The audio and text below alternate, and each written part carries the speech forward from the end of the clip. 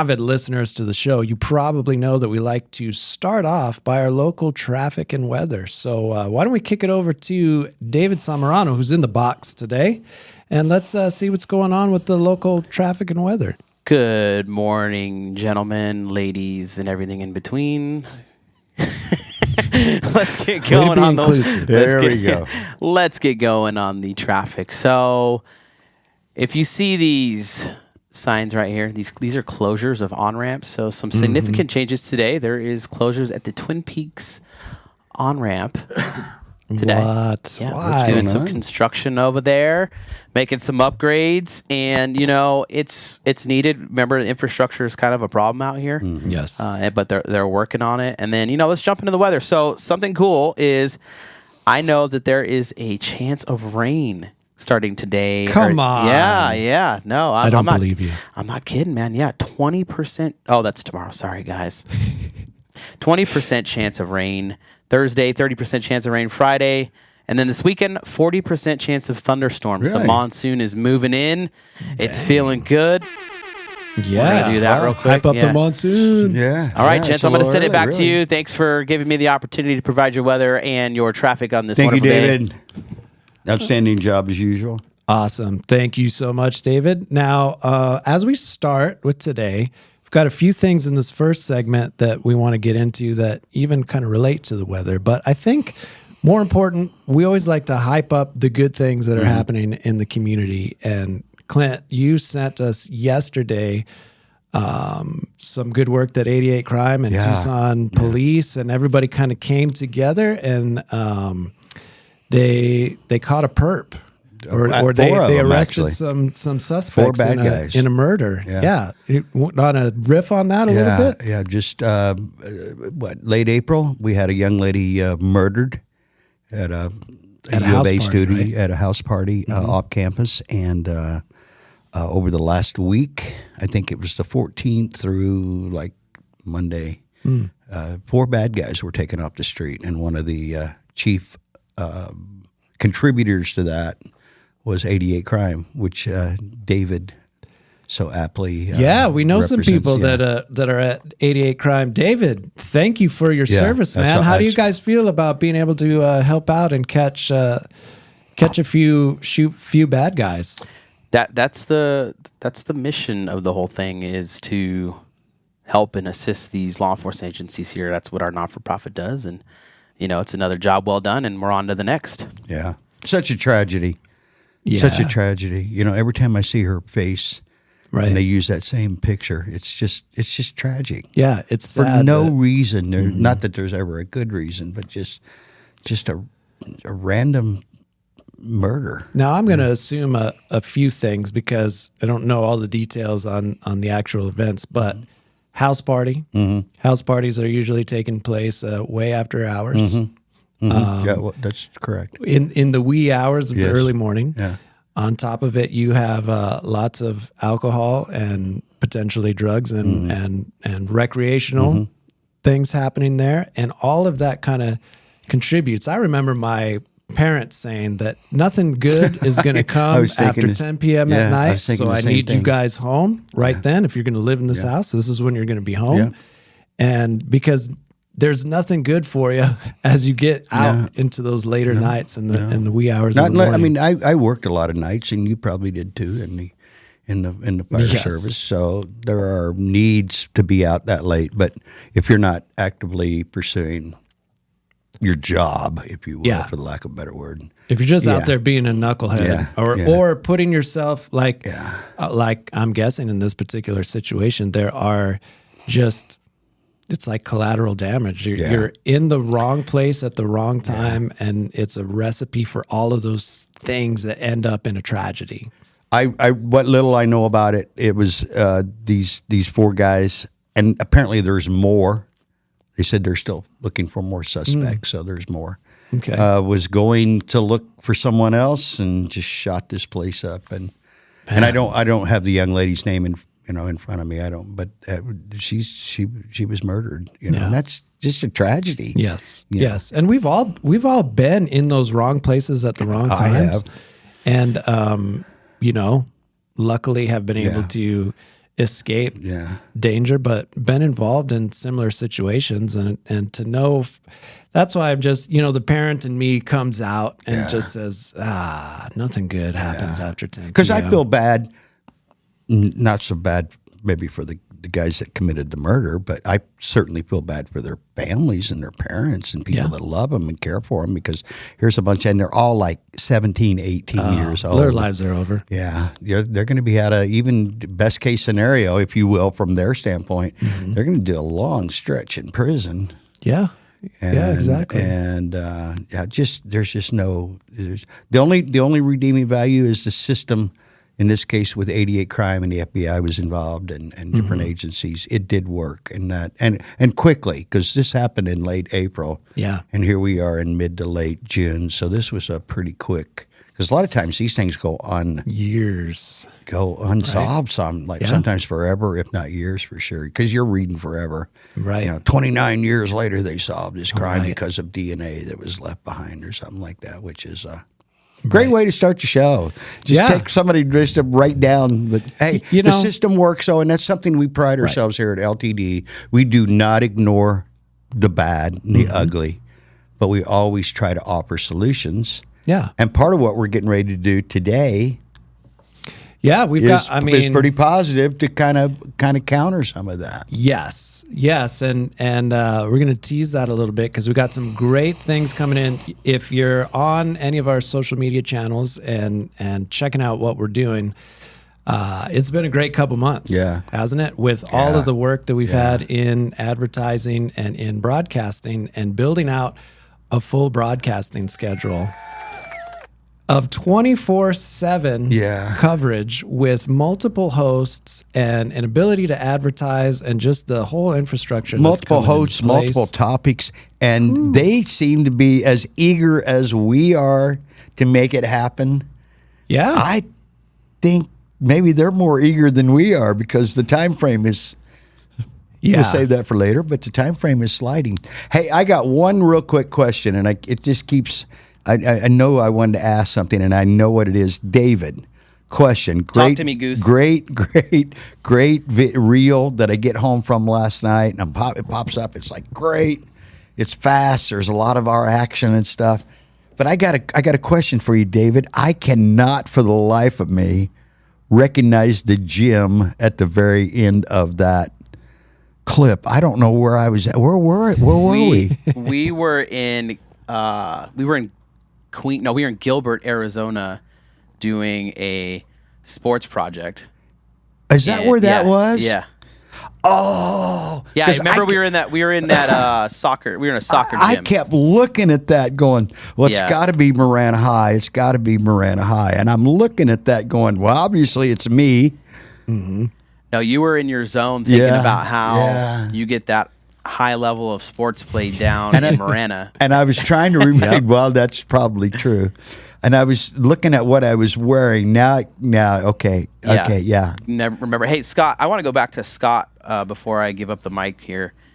And we're talking about the local broadcast program that we're setting up. Yes. I want the listeners to know that you are the main ops guy on this, because you have significant experience in overseeing multiple projects, multiple personnel. There's a lot of moving parts to it. And I want the listeners to know who's really behind the mastermind. The dashboard you've built for the creators and everything is really, really cool. And this is going to be a game changer here in this area. I immediately expect people to start copying stuff that we're doing right off the bat, as they already have. But I do want to applaud you on that, because you've only been here for like 3 months, I think, right, Clint? He's been here You've done a lot of great things in 3 months here. And to come in and you saw the vision, you're like, we can make this happen, and right away, you've got our support and the other people involved. And I just want to let the listeners know. Great call, David. Because without a doubt, you and I were doing a pretty good job of producing this stuff. And I'm going to shout out David now, because you look around and we've got this cool studio. And it was my vision probably first. It was my vision. Sure. But I didn't put any of this really in place. I maybe wrote a check or two, whipped out the card a couple of times early in the thing. But David put all this. Right. And there's... folks, there's a lot of stuff going on in here. Right. In this room, in that room, soon to be in that room. And so, you know how, and I wrote this in a group text last night. You know how thankful and blessed, first to God that I am, and then to you and David for making this a reality, taking my vision. That wasn't solely my vision, but it was that was the seed. Sure. And turning this into a reality. You know how, and I will look right in the camera, see how important teamwork is? See how important, having a vision is great.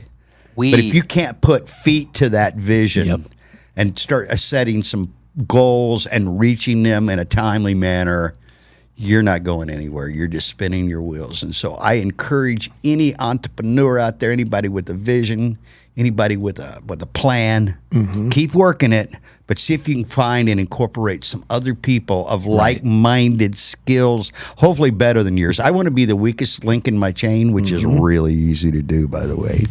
But that's what my aspiration is. Hey, Scott, can you kind of break down how that works, like with the hosts that are coming in? Then also, can you cover the open studio platform we're going to be introducing on the weekends for creators and podcasters? Yeah, yeah. Well, sure. Well, I was going to save that for later, but we can hop into it right. My bad. Let me give you an overview, because then I want to share a few details at the end. But kind of the overview that we've been talking about is using. We're basically taking over what radio used to be. AM radio, like David had said before, isn't in vehicles anymore. It's a dying thing, but there's a place, because that's where you actually have a voice. People, and what we wanted to do. So we started talking and said, you know, we have great ideas. We like to share our perspectives. We don't like the mainstream media, just type of one thought, one way to do all things. And when you saw what happened during the pandemic and all of the things of like 2020 and beyond, and we saw a need. We saw a need to get more voices out there. When you look at legacy media with an objective eye, which we tried to maintain that, I'll just say, it's actually a joke. Right. I was sharing with you off camera, you and David, 2 articles I read last night. One from a huge long-term legacy media and one from a local one. I don't even know what I read. And I went back, the shorter of the two, and tried to reread it to see if I had missed it.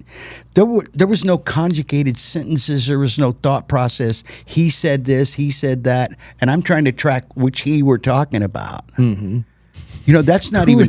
Right. And it was an important the situation. And you couldn't important. even understand what they were saying. And I try to pride myself in being somewhat understanding of printed material, and I was like, the other one, I won't even get into that one. That one was like insane. It was like, if we throw a bunch of words, and I mean like 2,000 words, maybe we can cover our cause. And there was contradictory statements to all that. And that was what led us to where we're at. And you had the vision, because you had the vision on this in the middle of a road trip to Colorado to get up and start penciling this thing out a couple of months ago. How it would work. And, you know, I like to see it from a leadership perspective. So here's why ultimately at the root, here's why we're doing what we're doing.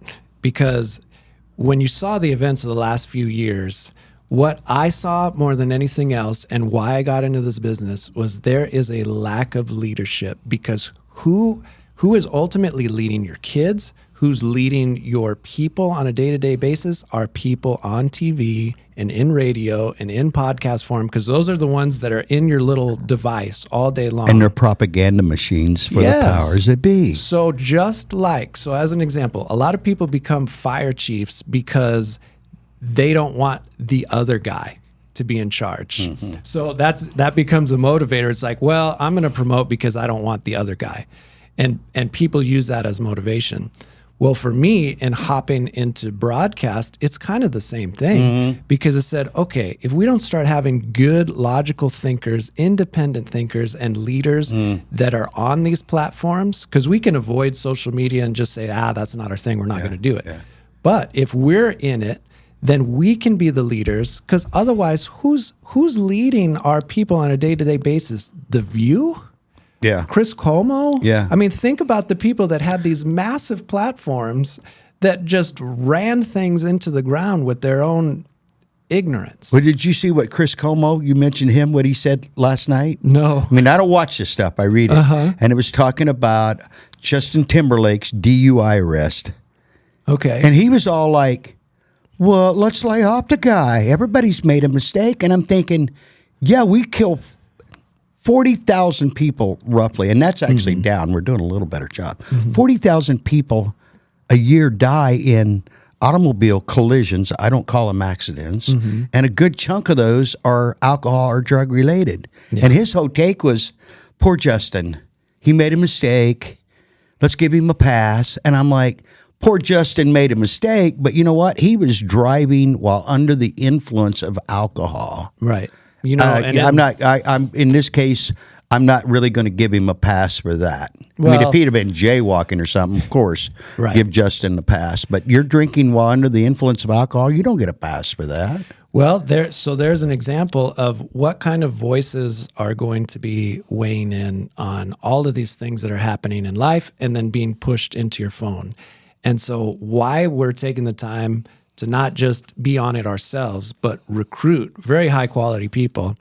And I'll use an example of yesterday. We had a good meeting with a young lady that is fiery and energetic, and she's going to be a fantastic podcast host for us on one of the radio shows. And one of the things that she was concerned about is she was like, well, I say some things that are inappropriate sometimes.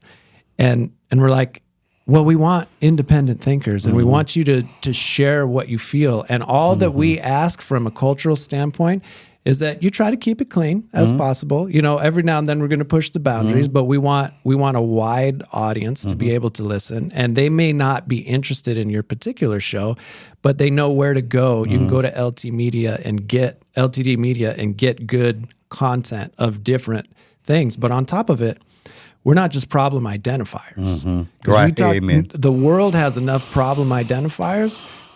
All we ask from our hosts is think for yourself, be yourself as an individual, but also don't just identify problems, provide an alternative solution. And that's what's going to differentiate us, is we're going to be talking about all the things from not just one scenario. Think about the whole pandemic and the vaccination part of it. And we went from not having a vaccine and all the first responders and everybody having to be out there against it to one solution for the entire world. And if you are not part of that solution, you're actually going to lose your job or you're going to be alienated from society. And that's the propaganda that happens when you have just one mainstream media voice. And we are here to build new voices, to build alternative solutions, and we're fired up about it. And that's what she loved about it too. She was like, I love that you guys have a plan, and I can see it, and I can see how it works, and how the more I get viewers, the more as a host I get paid. There's revenue sharing in this. It's an exciting time to be in the industry. Is. You know, two things I want to piggyback off before my time's done here. I was reading an article, not an article, but on social media yesterday, a post, because it was 4 years ago yesterday that Mayor Romero proclaimed everybody in Tucson was going to wear a mask. Okay. Going against Governor Ducey's executive order that said no one could supersede the state's authority in this. So right away. And there was one of the comments in there, and I looked the person up. It's got to be a fake, because there was very little. It's like, you people just don't know to do what you're told. You just don't know what to do what you're told just to do. What you're told. Are you kidding me right now? I even prior to COVID, with some of the political stuff that we deal with, I was talking to someone that was very, very adamant about his way of thinking. And his thinking and my thinking the outcomes were not lining up. And I looked, he's a gentleman my age, maybe a little older. And I looked at him and I said, hey, if someone were to randomly walk by here right now and ask each one of us what the 10 most important things in our lives are, how many do you think we'd agree on? And I've known this guy a while. And he said, no, probably 7 or 8. I'm like, okay, what are we doing then? Because that's true. What are we doing? Even if it was 1, and it's probably way more. What do we all want? We all want, I challenge you. Yeah. List the 10 things you want and go ask someone else what the 10 things they want in life are, and it's going to be a good job, a nice house, a nice car, good education for your kids, enough money to take a nice vacation. Am I wrong on any of these so far? No, think about... So what are we doing? Think about what, Scott? Well, so we have a lot of political clients right now because it's politics season, and we have them on both sides of the fence. Well, and we've got we got a neutral one that we're working with on the periphery. So we got left, right, independent thinkers. And it is exactly what you talk about. At the end of the day, 8 out of the 10 things that we care about are the same. There's just kind of a different suggestion on where the solutions lie.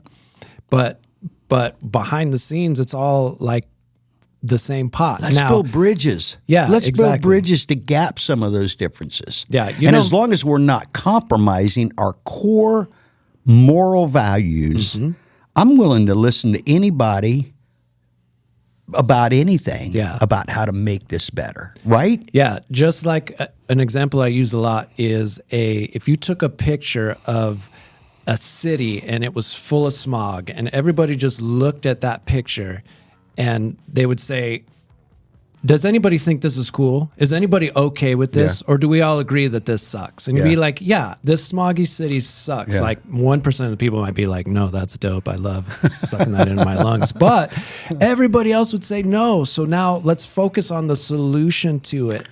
Don't get into propaganda. Is it on how to just solve the problem? Work together to solve the problem. Yeah, but Scott, here's the reality. Divide and conquer has been a strategy used by leaders and people in authority forever. Yes. And here's an open market, and I hear the bumper music playing. But here's a time, unlike any time in recorded history, when actually we the people, and I don't just mean the American citizens, I mean we the people, have a voice. And that's what LTD is going to plug in right there, baby. Exactly. We are here to provide the voice of the people. And when we return, we've got a new guest of our new intern that's going to be working with us. Anupam will be back on. He's going to swap with you, and we'll see you in a bit. Hey, and Scott, make sure you... Hi. Make sure you... Hi. I'm Alan Murdoch. For the past 20 years, I've been buying, fixing, and selling properties right here in Southern Arizona. And I want to buy your property. Whether it's a house, apartment, commercial building, or vacant land, regardless of the condition or the situation, I want to talk to you. When you sell to me, I pay cash and it's hassle-free. No repairs, no closing costs, and no commissions. If you have a property you don't want to deal with and you want a quick solution, call, text, or visit selltalon.com. Again, that's selltalon.com. Hi, I'm Melissa Zuppi, running for the Marana Town Council. As a resident of Marana, I've witnessed the positive growth that has created a strong community where people in all stages of life want to live. Unfortunately, with growth comes traffic.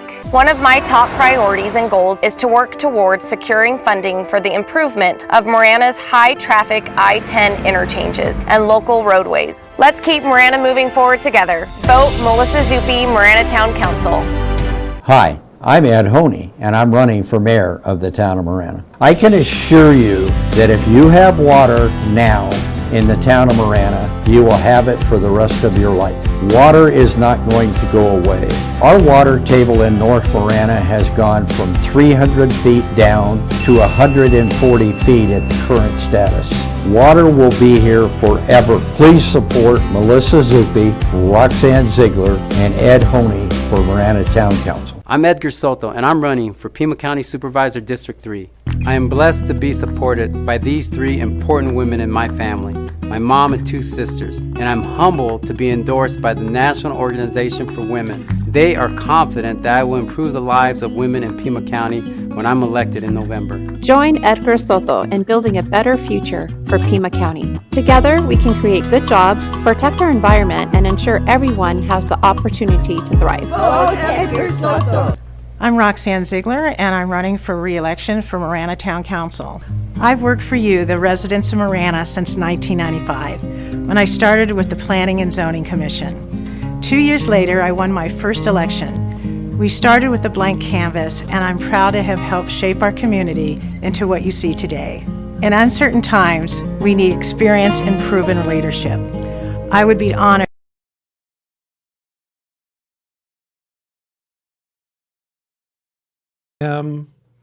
There we go. Welcome back, everybody. Hope you enjoyed all of the great advertising that we had. And if you want to be an advertiser on the show, we now have a contact us form that you can hop in on our website and fill it out, and we will get you into one of our many broadcast shows that is going to be coming in the fall, and you can have an opportunity to advertise with us because you get thousands and thousands of local viewers, and it's growing every single day.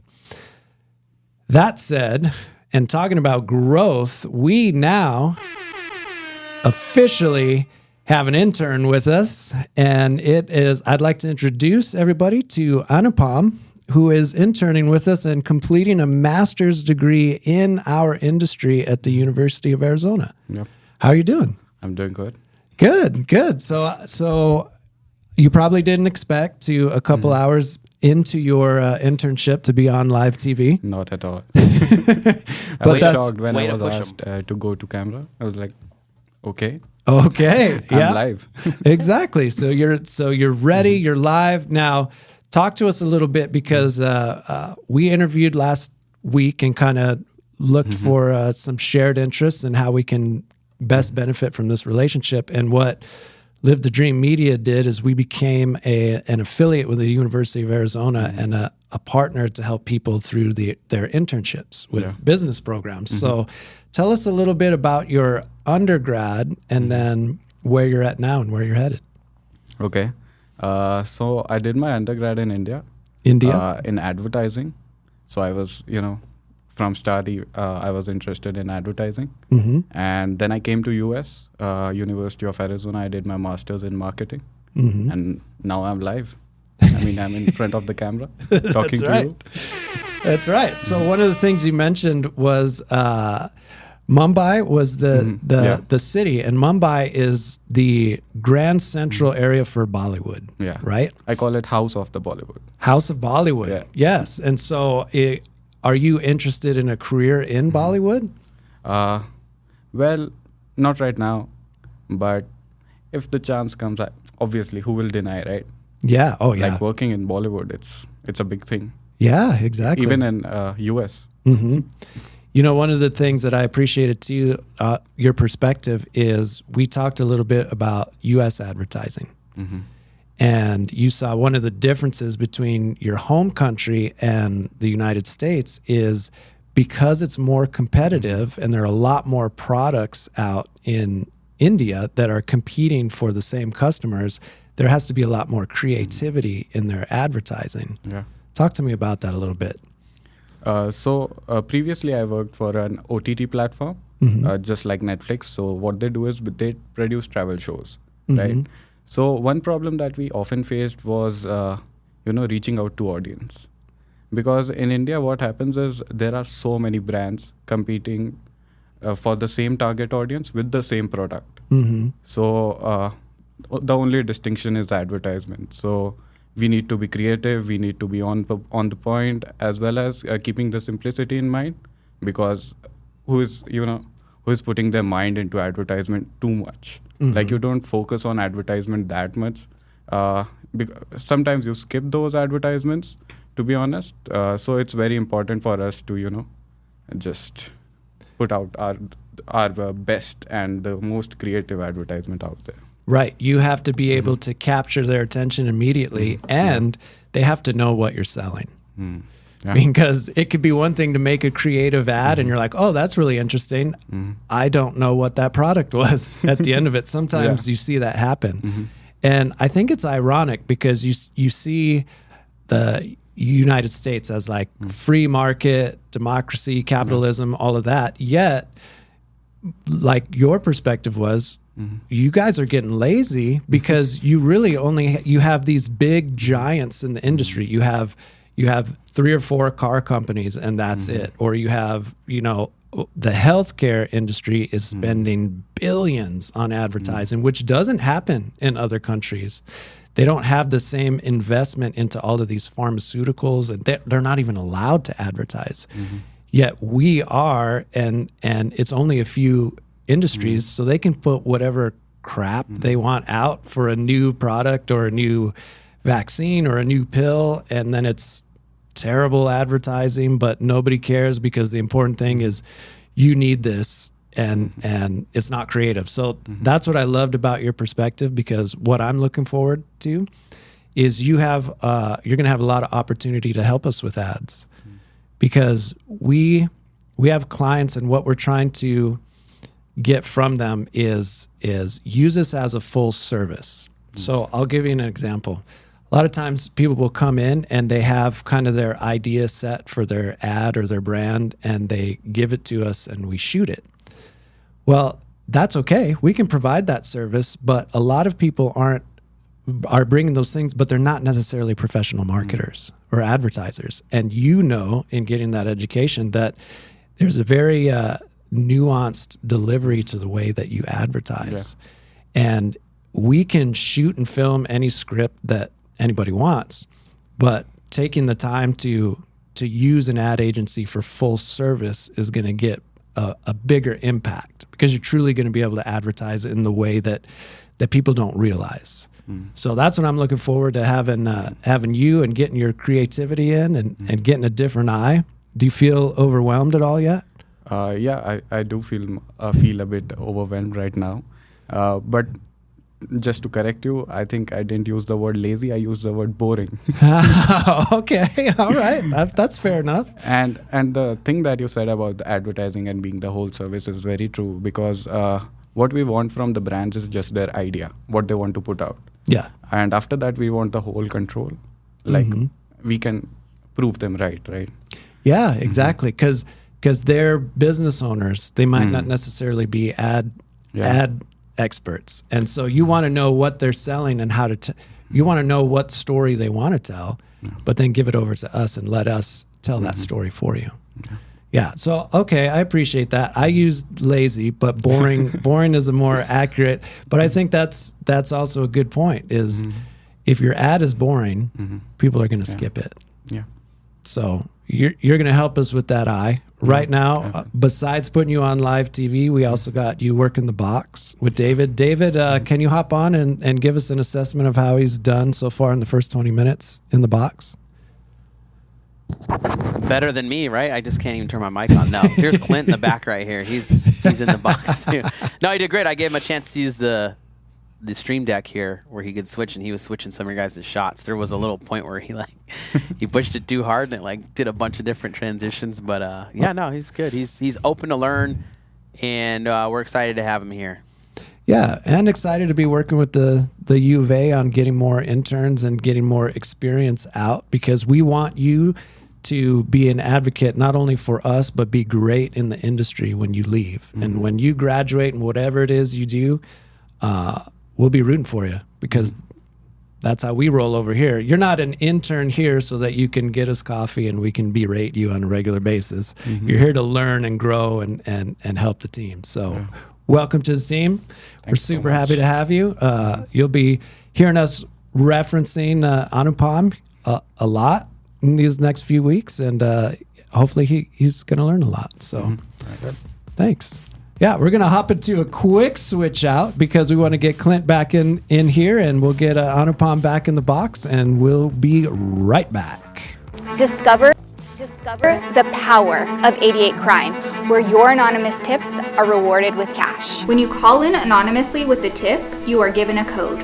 With the code and a password, you can walk into a bank and redeem your reward anonymously. If your anonymous tip results in a felony arrest, you can claim up to $2,500 cash reward.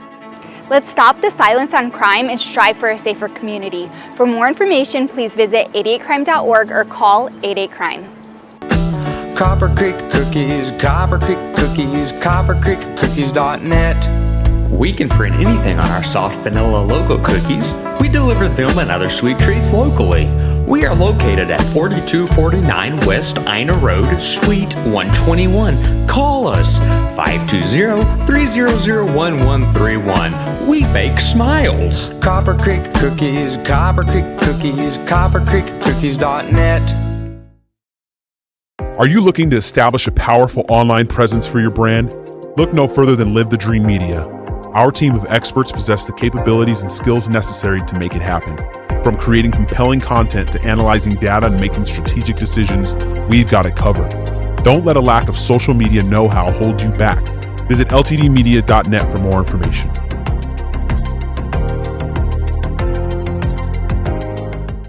Hi, I'm Alan Murdoch. For the past 20 years, I've been buying, fixing, and selling properties right here in Southern Arizona.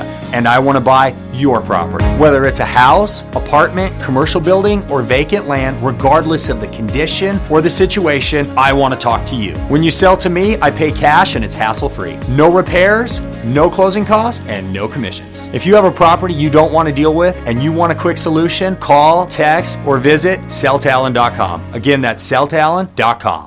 Hi, I'm Melissa Zuppi, running for the Marana Town Council.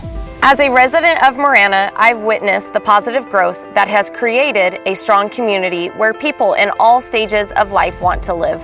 Unfortunately, with growth comes traffic. One of my top priorities and goals is to work towards securing funding for the improvement of Marana's high-traffic I-10 interchanges and local roadways. Let's keep Marana moving forward together. Vote Melissa Zuppi, Marana Town Council. Hi, I'm Ed Honey, and I'm running for mayor of the town of Marana. I can assure you that if you have water now in the town of Marana, you will have it for the rest of your life. Water is not going to go away.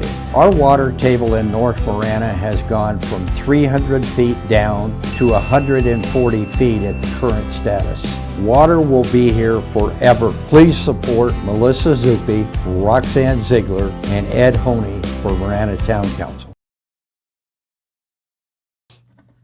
Hello, everybody, and welcome back to Local Marana Live.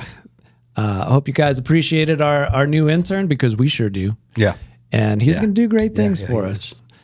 We got plenty of work for him, right? Strap it on, big guy. Yep. It's okay.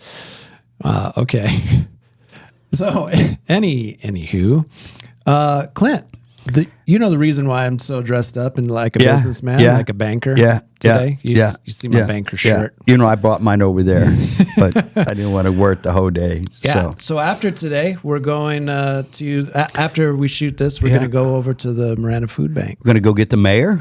Oh, Ed Honey. We're going to pick up the mayor, driving Mr. Ed. Ooh. He's a personal friend of ours. We enjoy spending time with him. Yeah. And then we're going to go over to Food Bank about 11:30. Oro Valley Church of the Nazarene, OVCN. Mm-hmm. I hear you remember. I hear you go there as well. You were there late last night. Yes. Working rock band camp. Right. We're teaching the kids how to rock out. We got about 40, 50 kids doing rock band camp. So we got a lot of volunteers that have music background and OVCN's doing a lot of great things in the community, including this food bank donation. So they're going to, a couple of months ago, we started helping the food bank with their fundraising efforts to buy a new refrigerated truck to salvage a lot of food in the neighborhood that's going to waste through local grocery stores, etc. Gotcha. Although restaurants, we'll take their stuff too. Mm-hmm. And our goal was $50,000. We found a truck in California for $44,000. Okay, big old refrigerated truck, cool, with a lift gate. And Oro Valley Church of the Nazarene, which we both mentioned, we're part of that. We invited them to come out for a tour, and they graciously wrote us a check at the time that was going to cover the difference. And we even got a couple of donations following that, so we really covered the difference. Long story short, we were going to split it out of general funds, etc. Mm-hmm. We went well beyond that. We didn't have to take any money. When I say we, I'm talking about the Marana Food Bank. Did not have to take any money out of general funds, if you will. Yeah. We had $44,000 donated to us from the members of the community. We'll save that for the article, but Oro Valley Church of the Nazarene made the difference up of the original goal. And so today they're going to present a check, and I'm sure we'll see Miss Jeannie and Pastor Sean and an assortment of representatives from the church. And we're going to grab Mr. Ed and take him over there. And isn't that the primary goal really of any church, especially larger churches that have resources, is to be truly providing that service back to the community? I've said it in this seat, and I'll say it again as long as I'm sitting in this seat. That's primarily the responsibility of a church or any non-for-profit or faith-based. Says it right in the scriptures to take care of the widows and the orphans, take care of the poor, feed them. And our whole goal at the food bank is not just provide a meal, which you gotta feed the hungry. No one can do anything when they're hungry, but let's give them a hand up, not a handout. That's a line we've used often.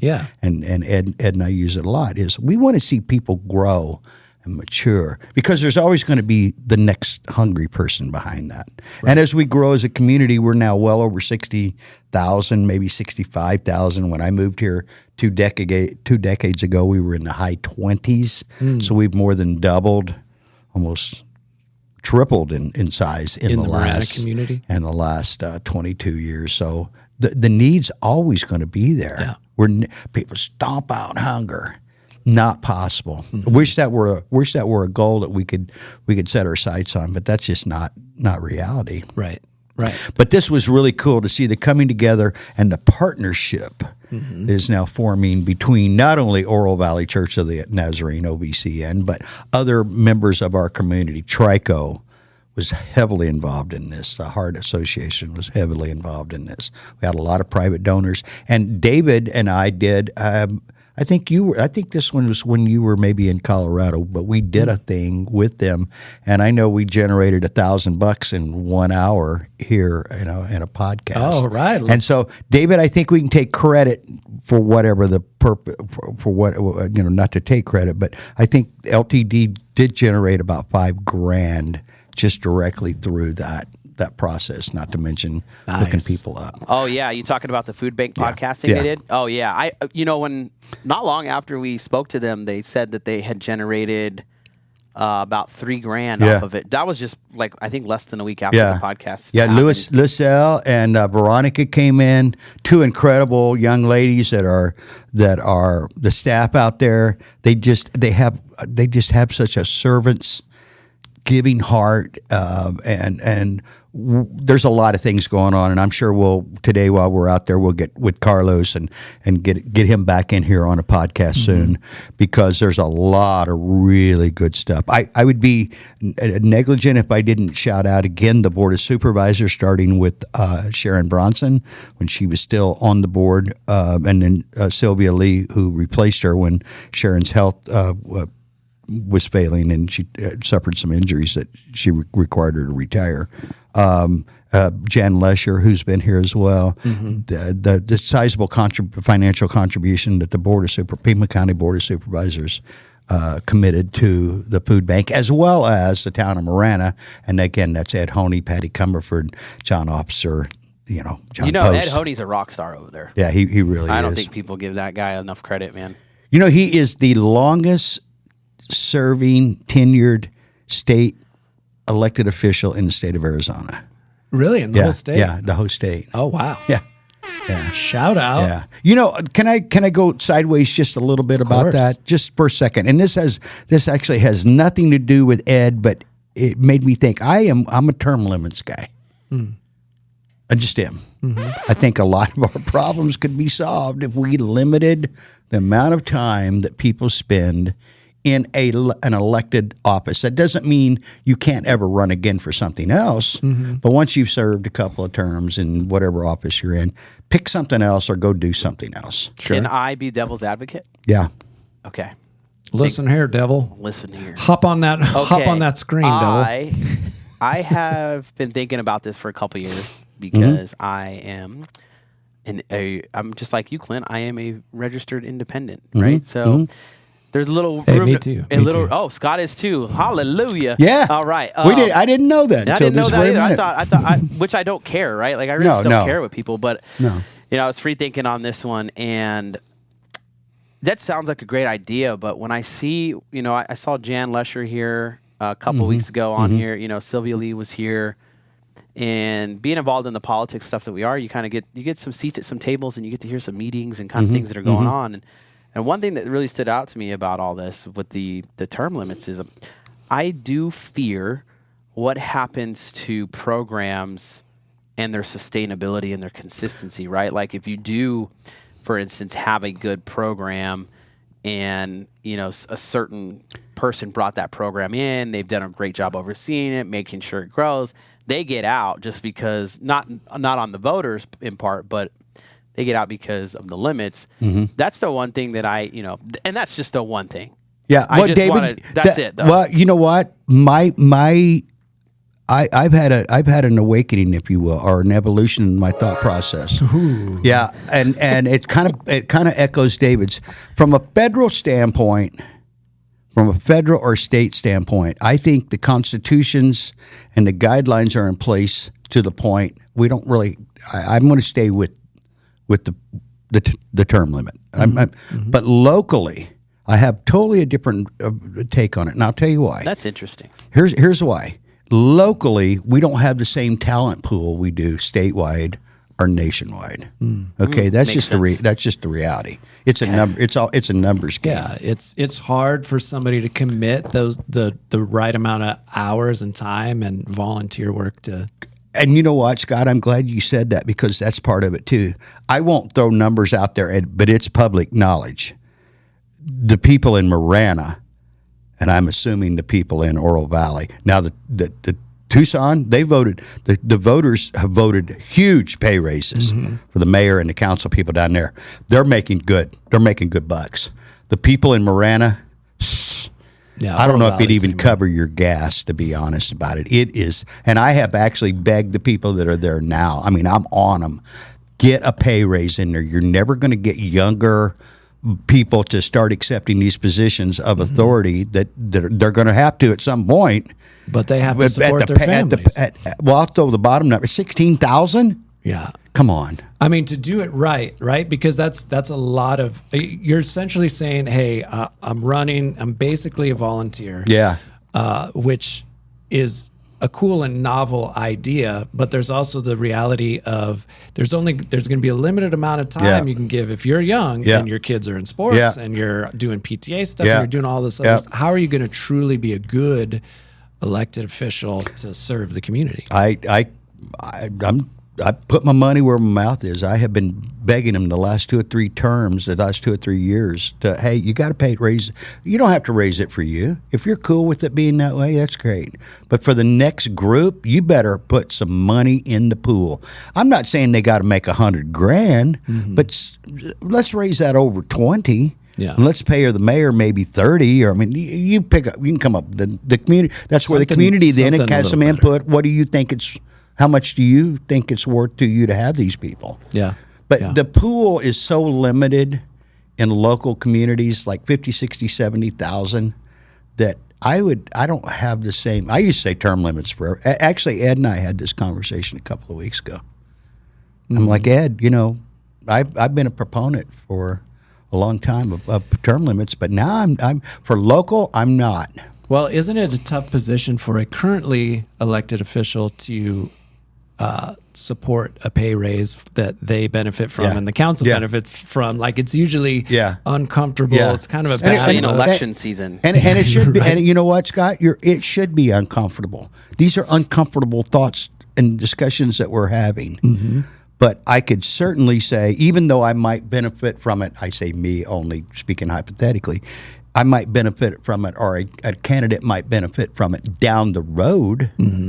So you're never going to do it because somewhere down the road someone's going to benefit from something. Again, that's these conversations that we should be having as a community at large. Right. Is what do we think fair compensation? I don't know what the number is. I just threw out a number, but I know the number that's there now isn't fair compensation. Because I know a lot of these people personally, and they spend a lot of time it's eating exhausting. rubber chicken dinners. And then you also get pummeled by the opponents and the opinions and the trolls that are saying you're doing a terrible job. And now attacking your family, as some of these texts and emails that we've seen, and doing that for $16,000 a year. Yeah, sign me up. Yeah, I think that's the problem. All right. Scott, what else you got, Scott? Sorry, we gotta get moving. I know we're in the weeds over there with that one. And you know what, Clint's absolutely right. I mean, we've had multiple conversations with hey, you guys, you need to get some better talent. Not that you're not good, but there's no bench. The next gen's not going to do it for that. Right. Hey, David, I got something for you. Speaking of being in the weeds. We know that we are in the season right now. We talked about the weather. We talked about some monsoons coming. There is a dry lightning problem that usually starts when we get into this time of year. And I actually filmed some basically weeds because I like to frolic in the weeds on a regular basis. And what I want to show is a little HOA issue in a community because I want to help educate the public. There's common areas in a lot of the Marana communities and unincorporated Pima County that still poses a threat for wildland and for brush fires, and want to do a quick minute as to why that is. So, David, if you've got that to roll, I'd like to show that one. All right, sending it now. All right, so what you're looking at here is some HOA common area in a neighborhood, and as you can see, it's the time of year where that new growth starts to brown up on the bottom.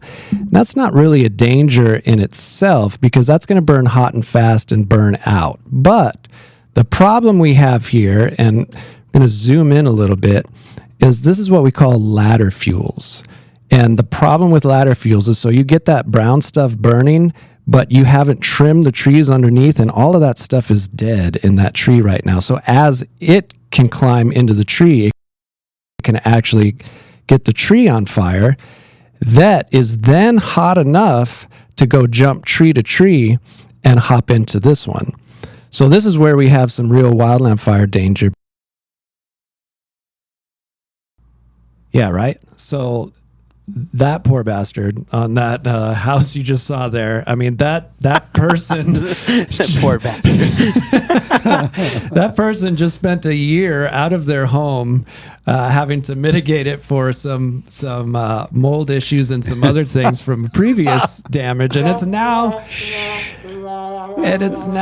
beautiful and it's livable, and they're back in there, and as they hop back in. And have noticed that this HOA, they need to address that issue. And that's why, I have the previous history, and while I'm not a wildland expert, you see this happening. You can see it. Yeah, you see it. You can see that. It's easy to kind of put two and two together. A lot of times, once that old stuff on the bottom dies, it burns out. Hot and fast, and it's no big deal. Yeah. But when you have trees that have been overhung and have all that dead growth underneath it, that's where you're going to start running into a problem, because a wildland fire left to its own devices is going to burn uphill because that's where it can keep reaching things. It's going to climb into those mid-level ladder fuels, start to gain a lot more heat, and now it can jump by the crowns. So you have a nice crown of a tree, and now you have a fire in there, and then there's a tree that's protecting that home that is huge and it's overhanging, and so you could get on the homeowner a little bit and say, you know what, buddy, you should trim that tree back that's encroaching onto your roof. But that homeowner may love the tree and love the value of it and say, nay, sir, why don't you trim up the HOA? Yeah, because that's what HOA funds are for. I know of a great company for that tree. It's Bryzer Resources. Bryzer out of Marana. Owner's name is Joe Chavez. Yeah. Oh, that's great. Hey, Yeah. if we could Just a shout out on that. can we get the HOA to I'll grab that number and they'll say, hey, if we don't have a good plan, Joe Chavez is our guy, because we want to support local Yes, absolutely. anytime we can. You know, from a layman standpoint, when I see that, it's pretty obvious that this could be not only lightning strike, which we're at that time of the year. How about a cigarette? Oh yeah. How about a stray ember from a fire pit? Good point. Man. I mean, those Think of that. are things that are really easily, especially with a little breeze. Somebody's got a little fire pit in the back. It's probably hot for that, but I mean a barbecue grill. Car engines too, man. Car I saw engines. a fire one time from a car parked over grass like that. So this would not have to be Mother Nature. There's a lot of other ways that could be. That's kindling right there, man. That you look at that burn in a heart. That dead grass, would burn in a heartbeat. Right. It wouldn't take much. And by itself, you could survive that and defense it. But if you have those ladder fuels that are going to cause that fire to grow, how fast would that grow, though, Scott? I mean, go Too fast. from the dead grass to that low shrubbery under the bush to the bush. I mean, we're talking minutes. It wouldn't take long. Right. Now, I'll give you an example, too, is there's a fire station right behind that house. But think about all of those seconds turn into minutes, feel like forever, because it's directly behind it as the crow flies. Yeah. Because coming out of there, you got to do the U-turn. You got to go back up there. And the fire department has to, first you have to call 911. Yep. 911 has to answer. 911 has to know where you're at and what you're doing. 911 has to relay that message to the proper resource. That resource gets the message. It's going to take a minute to process that message and get out. So now you're talking 5 minutes. And that's a number just like a heart attack, a lot of damage can be done in a wildland fire in 5 minutes. In my mind, I figured from where they're at to where that house is, it'd take 5 minutes. Yeah. It would have to. Yeah, exactly. There's too many processes that have to be checked off. And that's if you saw it immediately. Exactly. So think about it. A lot of it's not like you're just staring at at common areas looking for fires. It may have grown for 2 or 3 minutes before it sees something visible, and now you're behind the game. Yeah. So there's so many little things that can be done to help protect your community and prevent those brush fires from turning into neighborhood fires. And for more information, we have a local resource in Marana, Northwest Fire District. Northwest Fire District is your fire service provider in Marana.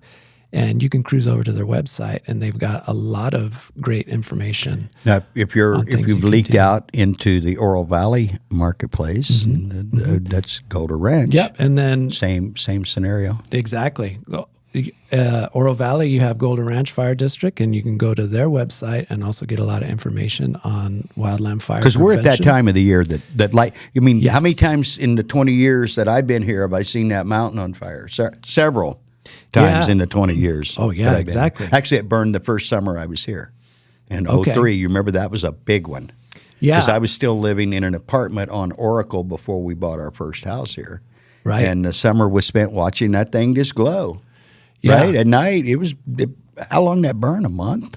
Yeah, too long. It burnt like the whole It just season, burned it all. the whole summer. Burn it down. Burns everything. Didn't burn the mountain down, but it burned everything that was green on it. Yeah, and pretty much down. And there's a lot of things that we can't do something about, but we always talk about control the controllables. And what you saw with that HOA situation is a controllable. It's controllable. Yeah, you can get in there and you can clean that up before you start getting those dry lightning. It'd be kind of hard to go on the side of that ridge there and really do much, honestly. Yeah, but get in there, get underneath those trees. In your get all neighborhood, the you can dead fix stuff it for out. sure. Exactly. You can reach that. Yeah. So I think we're getting close to a break. So I wanted to transition and allow that to happen. And then maybe when we come back, we can talk a little more about some new things that are happening in the broadcast arena with Live the Dream Media. So I hear the music playing. Get to your Northwest or Golden Ranch fire service websites and get more information on preventing fires in your community. We'll be right back. Hi, I'm Alan. Hi, I'm Ed Murdoch. For the past 20 years, I've been buying, fixing, and selling properties right here in southern Arizona. And I want to buy your property. Whether it's a house, apartment, commercial building, or vacant land, regardless of the condition or the situation, I want to talk to you. When you sell to me, I pay cash and it's hassle-free. No repairs, no closing costs, and no commissions. If you have a property you don't want to deal with and you want a quick solution, call, text, or visit selltalon.com. Again, that's selltalon.com. Hi, I'm Melissa Zuppi, running for the Marana Town Council. As a resident of Marana, I've witnessed the positive growth that has created a strong community where people in all stages of life want to live. Unfortunately, with growth comes traffic. One of my top priorities and goals is to work towards securing funding for the improvement of Marana's high-traffic I-10 interchanges and local roadways. Let's keep Marana moving forward together. Vote Melissa Zuppi, Marana Town Council. Hi, I'm Ed Honey, and I'm running for mayor of the town of Marana. I can assure you that if you have water now in the town of Marana, you will have it for the rest of your life. Water is not going to go away. Our water table in North Marana has gone from 300 feet down to 140 feet at the current status. Water will be here forever. Please support Melissa Zuppi, Roxanne Ziegler, and Ed Honey for Marana Town Council. I'm Edgar Soto, and I'm running for Pima County Supervisor District 3.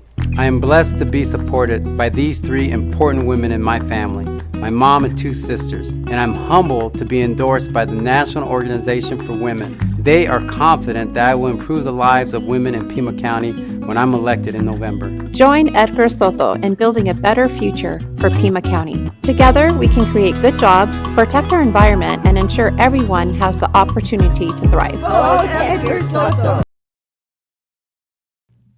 Welcome back, everybody, to Local Marana Live. It's a beautiful Wednesday morning. We've gotten to have a lot of great discussions so far on keeping your community safe and all the great things that are happening in the community. And Clint, I wanted to share something about some discussion that we as a team have been having on a regular basis.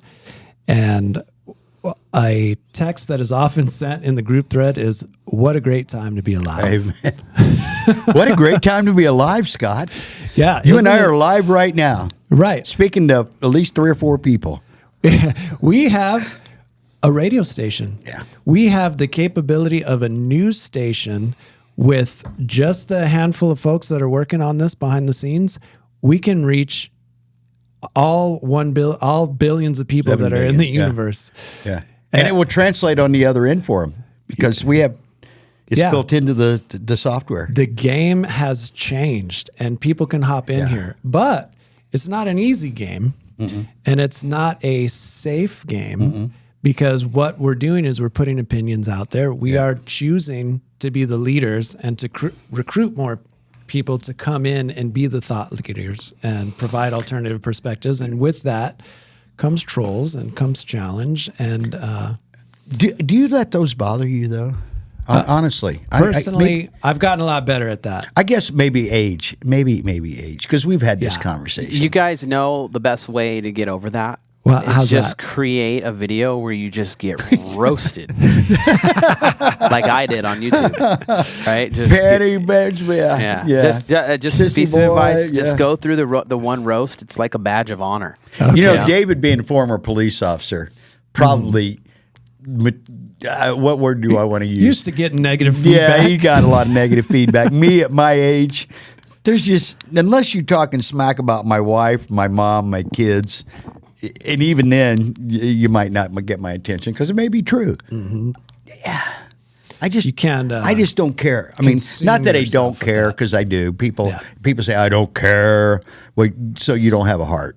So you know, you're the Tin Man in the Wizard of Oz. There's a reference that most people will under 30. I will know. love when people take time out of their day to insult me or somebody else because you're like, I just want to thank you for thinking of me. Giving me that in your space head. in your head. Exactly. You know? Free rent. That's a great place to be either way. You know, David mentioned it a while ago. People will probably, there may be some copycats, if you will. There's a kid's term, or people using some of. I'm actually, when that first started happening in social media, I'm like, what's going on? You know what? I had someone yesterday take a post that I'd made about the Boston Celtics winning. Just created a little congratulations, and I saw it pop up, not shared, pop up 2 or 3 times. Oh. And I'm like, okay, you thought it was cool enough to just randomly steal that and share it yourself. Yeah. I'm okay. Did they at least give you a like for No. that? Well, no. I got a heart. But you know what? Okay, and good. sometimes they don't know it. In this particular case, I didn't. A lot of times, if I do something and I create something that I think might have that, I had a marker in there somewhere. Oh, so you could be like, yeah, that's me. Yeah, go ahead and let that take off real quick. But I hid something in there. We need to get Clint set up on some NFTs. Yeah. Oh, yeah, exactly. Because I've been ripped off more than once by people that you wouldn't suspect sometimes. You're an influencer and I'm like, now, well, man. I don't know about that, but I'm like, I'm going to hide. I don't always, but typically, if I've got something I think might be pretty cool, I'll hide something in there. You'll never see it, but I'll hide it But right you'll in plain. know it. I'll hide it right in plain sight, and I can go, see, there's my name right there on the original copy. Yeah. Go ahead. No, go for ahead, it. David. Oh, I was just saying, well, the quote of the day is imitation is the sincerest form of flattery. Yeah. My mother has always said, they're doing what I'm doing. She's got a good eye for those things. Yeah. You and I were having this conversation yesterday, you and I and my bride Tammy, was about jealousy. Yeah. I have never been jealous of anybody ever or anything ever in my life. I can look you in the eye and say that. I didn't even know. Talk about a blind side. My wife had to explain to me what it kind of was. Hold up. You've never been jealous of a tall person? No. What? Because you know why? You know why, David? Why? Tell me. Because I when can't I reach was things. when I was 12 years old, I was the tallest kid in the class. Well, what happened? Well, I never grew past 12. Oh, I got so you. I had that. You know what I mean? I was the biggest kid in the class. They'd wrestle me 2-3 at a time. I'm talking in the 7th grade now. Right. I played forward on the basketball team. Yeah, you were just an early riser. I scored 50 points a couple of times in basketball games. How many people were in your school back then? 125, the whole class. On. But in my world, I was certainly one of the biggest kids in the class. Yeah, well, you know what? I've never been. I've looked at things and went, "That's pretty cool."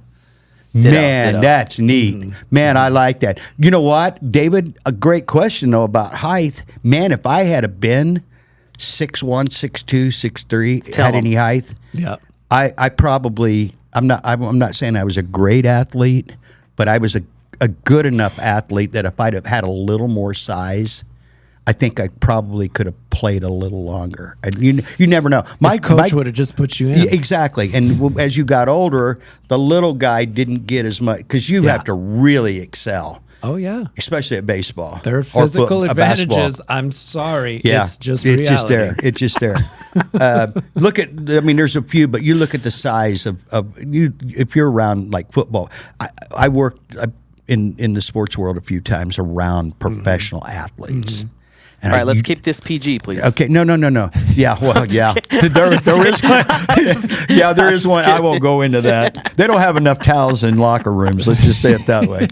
But it's amazing how big professional athletes really are, because you don't notice it when you're watching them on TV or even sometimes live unless you're really close. If you're down close, you can see that these guys are beasts. Right. But baseball, like for example, you don't notice it because you're watching it on TV. Well, everybody's big, and they're kind of far away when they're in the outfield. Exactly, and even if you're in even good seats, you're still a few hundred feet away most cases from the athlete. You don't notice it because everybody is 6'2", 6'3", 6'4". Yep. Yeah, I mean that's why we're not in the NFL. Yeah. Clint, I'm not saying I would have been in the. Yeah, same guys. But we're back to jealousy, back to imitators. It just doesn't It just doesn't affect. So bring it on. Yeah. So speaking of that, and talking about a great time to be alive, a lot of what we share with some behind the scenes stuff and some other things that we're consistently doing to stay ahead of the game is you could look at it one way and be like, ooh, they're giving away their secrets. They're going to get imitated. But we've talked about it before. Like, I'll tell you what we're doing because you still have to do it. And that's the hardest part is actually doing it. I've said this to you, David, numerous times. Where's your face? Show me your face. Oh yeah, I've been in the weeds on this before. Yeah. We've talked. We were just this week. You said, "Shh, hey, Clint, do not disclose." Blah blah blah. And what did I say, David? I could write you a detailed plan for the average person, give you $150,000 to activate that plan, and how many people you think would be? I'm not trying to slam people. I'm just speaking realistic. Yeah. Mm-hmm. If you don't have heart in it, skin in the game, or whatever, you know what? If we gave that scenario, we gave somebody $250,000, and you're going to start your own Live the Dream Media Part 2. You know what? 99% of them wouldn't make it because they don't have those intangibles. They don't have skin in the game. Skin in the game. That's another Joyce Peak Schulte line. If you don't have skin in the game, the first time the wind blows real hard, you're out. The first time somebody rains on you, the first time somebody steals your stuff, that's why somebody hurt me. That's why our broadcast hosts that are coming in, they all have skin in the game. Yeah. Because they are going to be the ones benefiting in the hundreds and then thousands of dollars per episode, depending on the viewership, because we have the infrastructure in place. Scott built an incredible program for that. And they're coming in, and when I say that it's a great time to be alive, I kind of harken back, and I wanted to tell a quick story of my favorite superhero, because this all has kind of come full circle to me, and it's pretty cool. When I was in junior high, my favorite superhero was the Green Lantern. Now, it was kind of a strange one. Green Lantern wasn't popular, and the Green Lantern also gets hated on a lot because of the movie failure and some of the other things. But those real nerds of the DC Comics and that junior high area, the Green Lantern was unstoppable because the only limits that the Green Lantern had was his own imagination. Yeah, tenacious. That ring, that power ring that was symbolic of just the ability to create. The only limit, so Green Lantern could fly, Green Lantern could do literally whatever he wanted because he could manifest it with his mind and then use the ring to create it. And we are in that time period in our lives and in this industry where we are only going to be limited by our own imagination. I agree with that. And it is amazing. Every single day, we're learning something new, whether it's working with AI video, music, a lot of the different things that we have. And that becomes another thing that we can give to our clients to differentiate themselves in advertising. You know, spot on it. I'm going to shout Scott out again. How do I describe this? I would draw you a picture. It'd be easier. But the way you designed the program, and Scott did this. Well, there was some input from David and from myself, but it was more the way he structured it. Our host, as well as us as the originators of this material, have the potential to make unlimited amounts. Based on how much they produce, how popular they are, how hard they work at growing their audience. We're limited on what we can do. You and I and our organization, and they're limited on what they can do. We're only limited by what you say, our imagination. Yes. So I've used this line my whole life. If you're going to be a bear, be a grizzly. You know, you don't want to be just this little baby cub. But you know who else benefits exponentially, which is the cool synergy in all of it, is the people that are investing in advertising with us. Absolutely. Because they keep coming back month after month after month because their business is growing. So all of this has this synergistic effect, and it's not our hosts trying to sell to our advertisers, trying to sell to the broadcast. It's everything has this synergy to it. And everybody's got skin in the game. Our advertisers have skin in the game. We want them to be successful. We want the host to be successful. Absolutely. And everybody wins. And that's what's so fun about it. This is more relational than transactional. Yeah. Because if you're running an ad on one of our platforms, we really legitimately, if it's more than $1, I mean, we're going to take the money. But we want you to be successful. We want you to blow up. As a matter of fact, a lot of our East Coast clients have grown to the point, some of them have sold. Yeah, been able to sell and their you own would think, oh my businesses. gosh, you lost a customer. Well, no, we actually gained a long-term friend in this relationship. If that person ever does anything again, you know who they're going to call first? The people that made them enough money, they no longer even own their business because they were able to sell it. The rest of them are flourishing. Yeah. And turning more people onto us because we have an incentive program. Well, that if you turn other people onto us, we're going to compensate you for that. Yeah, David, isn't that the exact case of one of our guys that sold a business recently? Yeah, on the East Coast, he sold his dumpster rental company, and the company that bought the dumpster rental company then hired us to do theirs. To do all the advertising. Yes, sir. Yes, sir. Because it works. And we have cracked the algorithm We in the have. digital marketing and advertising, and that's you guys. That's And David you know how we cracked it? By being fair, by being aware that, hey, if you're bringing, I've said this from day one. If we grow and we flourish, every person that contributed to that is going to get a piece of it, depending on how much they put in. And I've said, and if you didn't do much, then you're probably not going to get much. But if you did a bunch, you're going to get a bunch. Right. Because it was you. Because, again, we look at it this way, right? Here's how we look at it. If one of our hosts comes in and they kill it, or 10 of them kill it, they're going to probably earn more than we do individually off of that time frame because they're buying them, not us. We're the platform. Exactly. But if we do that enough times, guess what? We get our own wiki page because we helped enough other people do what they wanted to do. So let me ask you, you went into a news agency right now and you hopped into contract and you wanted to be a news anchor and come in and do that. Well, not only are you not going to benefit personally from the growth of your own audience and all that hard work, because you're locked into a contract and you're just supposed to do what you're supposed to do. Yeah. With us, we're looking for wolves, not labs. Yeah. A lab is going to sit there and get fed and he's happy and dumb and loves it and wags his tail.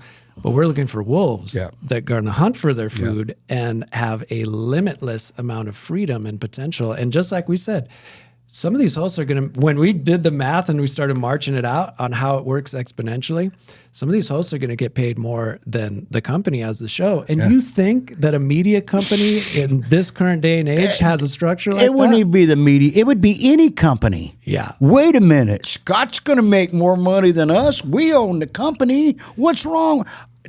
Being in sales my whole life, you know how important sales are? They're the lifeblood. Yeah. They're what makes a company run. And that's why early in my career, I moved around quite a bit. You know what? I wasn't being really compensated for the effort that I was putting in. It wasn't personal. It's just you can do the math. Geez, they made this and I made this. I'm going to go where I'm more appreciated. And the better I got at what I was doing, the more people – and then it was people recruiting me. Hey, come on over here, Clint. Hang your license on this wall. Yeah. Yeah, we want people to flourish. I say all the time, I want to make everybody around me a millionaire or multimillionaire. Yeah. Do you know why? I'll get compensated. You'll be just somehow fine. in there. We'll it will work out. Zig Ziglar, because this is Zig Ziglar and my mother, Zig and Joyce. You will have, and Zig said it this way: you will have everything in life you ever wanted. You have everything in life you ever wanted if you just help enough other people get what they want. All about service. I might have paraphrased that a little, but that's the heart of what he said. Service related. Think about that. So if you've got a need or concern or you want something, and I help enough people get that doesn't mean I'm going to be compensated every time, by the way. There are going to be some people that just plow through you and take what they can get. As a matter of fact, a lot of people are probably like that. but there's going to be enough of that good stuff. Yep. Come back. I don't believe in karma per se, but if the folks that believe in karma, this would be a perfect example. I'm not a big believer in karma. You know why? Because the Bible says you reap what you sow. So be careful what you're sowing. what you're sowing. Right. Yeah. Well, how about this? Nightshade. Are you familiar with nightshade? It's one of the most deadly poisons on the planet. It's a plant. It's called nightshade. And it's, just a little dab will do you. This stuff is lethal. Okay, you can grow that. Because grass, the soil doesn't care. The soil's fertile. You got it watered. You got it cultivated. The soil really doesn't care what you put in it. So you can grow nightshade, or you could grow any kind of crop you wanted. What you pick? I don't know what's the most popular. Corn's a big one in the Midwest. Corn or cotton or beans or potatoes or tomatoes or whatever you want to grow. The ground doesn't care. So if you put the good stuff in, you're going to get the good stuff out. Computer companies come along and said garbage in, garbage out. It's the negative take on the same thing that was in the scriptures. You reap what you sow. Do you not agree with it? Well, it's fact. It's not like that's a scientific fact. Right. If you plant corn, you're not going to get beans. Yeah, exactly. And so be careful what you reap and sow, and be careful who you surround yourself with. And we're the types of people you're going to want to be surrounded with because this is the mentality. We are all about you being successful. So let that be a lesson. Podcast hosts and potential hosts, come on over. We're doing something new and unique and different, and you can actually benefit from it. The people that with the talent are going to be the ones benefiting. And with that, I did want to close. Isn't there a thing that you could invite them to right now, though, on the 29th? Check me, David. Yes, we have a creator interest event on the 29th. 29th, let me see here. It is Saturday. Yeah, 5 p.m. 5 p.m. Right here at our studio. LTD. Come on in. You're interested. You want a little more information as to how this all works and where you could potentially fit in. Now, we're going for quality over quantity because we want talent. And if you're not quite there yet, we also have a way to develop you and get you to where you need to be. So don't be afraid to not come in because you don't think you're ready. We want talented people that are motivated and hungry and want to be wolves. So come hang out with us on the 29th and Saturday, 5 o'clock, and we'll give you a little more information. But what I wanted to show before we go is just like good talk show hosts and live show, we're doing podcasts, we're doing broadcasts, we're doing live TV. A lot of these shows that we emulate have their own house bands. and rock and roll, baby. We thought, what better way to try to set all of our hosts up for success than to hire a house band? And so we went through some different people and combed the universe, and we came upon our new house band called the Dream Gypsies. And the Dream Gypsies are amazing. And they're so great for an advertising agency because what we have going on are so many different things. So like, as an example, the Gypsies are a collective. They can play any style. They can do, we've got a lot of different vocalists. And so we kind of like to throw things at them and they produce other things for us. So one of the things is we have a kind of a documentary taking place in the background. One of the many projects we're working on. We said, hey, Dream Gypsies, give me something that sounds kind of acoustic, kind of 90s alternative, kind of that old breathy delivery of like a Collective Soul or the Verve or something like that. And the Dream Gypsies are just off camera, but I asked them to play for us. And Dream, do you guys remember that song that you came up with for a documentary that we have going on? I hope you'll bless me with more patience when my stomach's tight enough. Okay, full band coming Bring in. it on. Love Dream it. Gypsies. So they're great. They're talented. They can do whatever they want. I think we do have, just back off on that ska treatment real quick, because we did ask him. There's going to be a new segment on one of our shows called When the TV Tells Me. Yeah. And the deal with that segment is we like to poke fun at like what mainstream media is saying, because they'll just tell you something and you're supposed to follow the rules or enforce them. And I think they made a little segment song for us. What you got? Oh, yeah, they're grooving. Yeah. Oh, guys. Oh, man, they're all over the place right now. Yeah. See, the gypsies are kind of hard to control because they just want to play. They have that kind of heart. They're wolves, though, every one of them. Yes. So there's an example. Okay, they're trying to do, one of our clients is Copper Creek Cookies. Yeah. They're doing a jingle for them. That was kind of it. Oh, now we got the female vocalist on there. Go, guys, go. Look at you. Okay, I like that they can use some synth and switch it up. Yeah. Gypsies, go. Yeah. You know, one of our vocalists Gene. sounds kind of like Carrie Underwood. Really? Here it is. Oh, yeah. Carrie rocks on. Rock on, girl. I mean, I love it. Just a band with a lot of heart. Copper Creek Cookies. So, if you're interested in having a show with us, you now have access to the Dream Gypsies. Yeah. And they can customize anything for you. And that goes for people that need to advertise with us. Is you have the opportunity to work on some custom jingles for your business. And we've got access to such an amazing collective of musicians. And quit being boring and lazy all the time. Yeah, just like Anupam said. Don't be boring. Don't be boring. Don't be lazy. Hey, you know what? Too many people are worried about what other people think. Right. First off, I told a story real quick about I was wearing white socks with a black suit somewhere. I saw somebody doing that on purpose the other day, and so I guess I'm in style. But my brother said to me, keeping me in check, he's like, yeah, Clint, like nobody cared. Hey, hold on, guys. I think they're going to... Let's play that ska one. Here we go. Oh, yeah. When the TV Tells Me is their segment. Oh, look at that horn guy. Oh, man. Look at you. I whistle blow my neighbor. I'll ride A whistle blow. stop until the TV tells me. Yeah. Yeah. That's kind of sublime. Don't... Kind of ska. Just let her rip. Job, guys. Be yourself. All right, tell us the socks thing. What? Sorry about that. Well, I was wearing white socks with a dark suit in a public event up in front of everybody, and I was telling my brother, this was a couple of years ago, and he's like, well, Clint, nobody's paying attention to what you're wearing. And he's right. Yeah. We spent all this time thinking about everybody's worried about us and thinking about us. And I say just live life to the fullest. The old saying, dance like no one's watching, right? Yep. Dance like Be no yourself. one's watching. Yep. Be yourself. Be authentic. Mm-hmm. You know, That's it's a great way to work. I mean, be. I get it. You don't want to do that at a funeral.